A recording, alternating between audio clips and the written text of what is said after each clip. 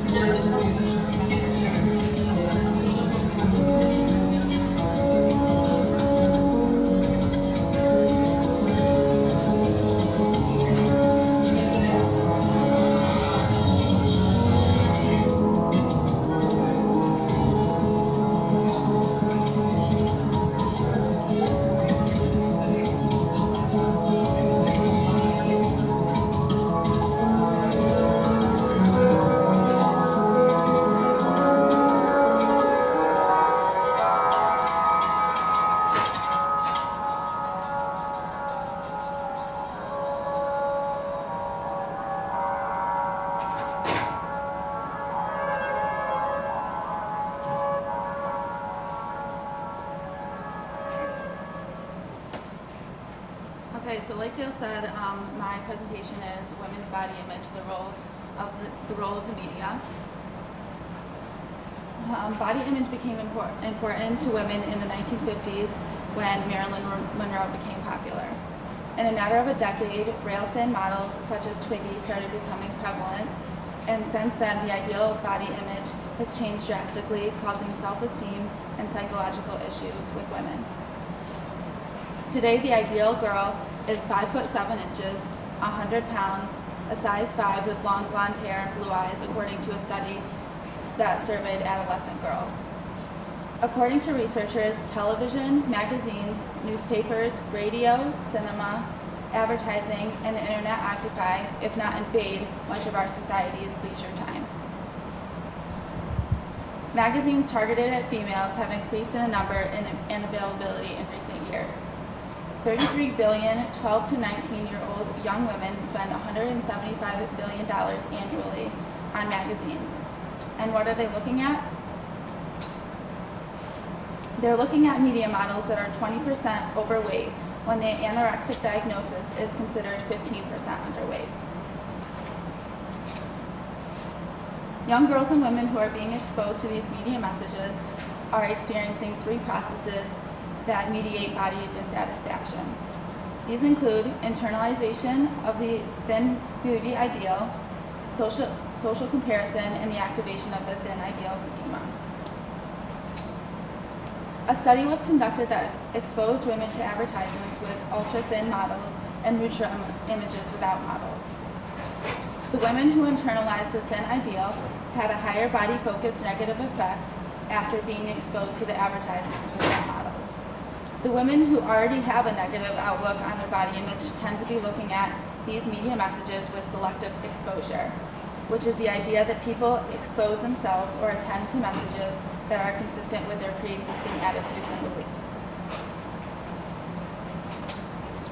Unfortunately, the exposure of these media messages begins at a very young age. Studies show that the more boys are exposed to television, the more likely they have a stereotype the more likely they are to stereotype bigger girls in a negative light. Unfortunately, because of these media messages, girls are pressured to meet an ideal weight and they start dieting at as early as 6 years old. Because the negative media exposure begins at such a young age, some girls are affected their entire lives and face short and long-term self-esteem and psychological issues. One study showed that after a mere 20 months of exposure to a 15-month subscription of a fashion magazine, girls had an increased level of body dissatisfaction, dieting, and bulimic symptoms. In addition, a study of 1,300 middle and high school aged girls who sometimes or often read magazine articles with diet and weight loss discussions were twice as likely to be involved in unhealthy weight control behaviors and 3 times as likely to be involved in extreme weight control behaviors 5 years later. Media have played a significant role in affecting a range of girls from adolescents to college women and unhealthy eating habits.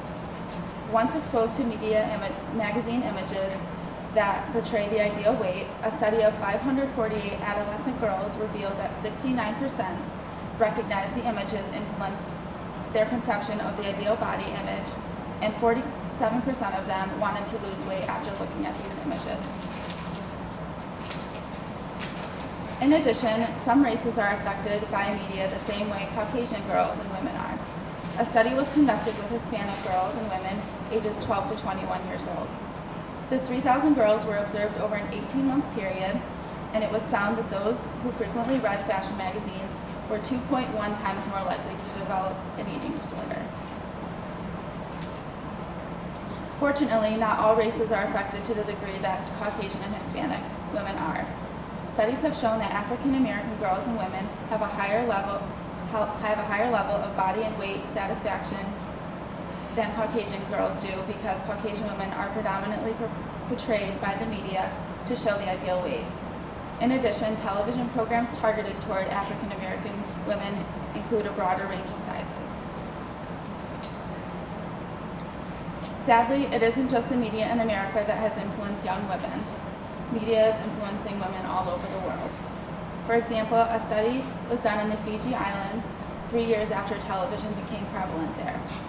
11.3% of the girls reported having vomited with the aim of controlling their weight, compared to the 0% before the popularity of television. In addition, the girls with high levels of eating disorder attitudes rose from 13% to 29%, and 74% of girls reported feeling fat after television was introduced.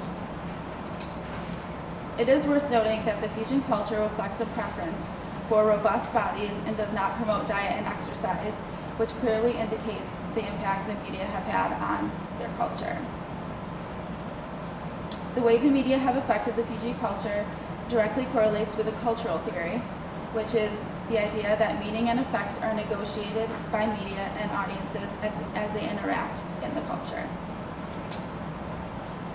The media have also impacted Australian women. A study conducted with 100 Australian women ages 15 and 16 revealed that the amount of time spent watching soap operas and movies was correlated significantly with body dissatisfaction, while the time spent watching music videos was associated with the drive for thinness. All women that are severely affected by these media messages are portraying the dependency theory, which is the idea that media's power is a function of audiences' members' dependency on the media and their content. During my research, I came across a New York Times article, "Fashion Magazine to Salute Large-Size Women," that became very controversial. The popular fashion magazine V published an entire issue dedicated to size. Some thought it was a bold image, others liked it, and the editors were criticized for it. I believe that the media are always going to pressure and influence people's decisions, but I think the most important thing to remember is that no body is perfect. Thank you.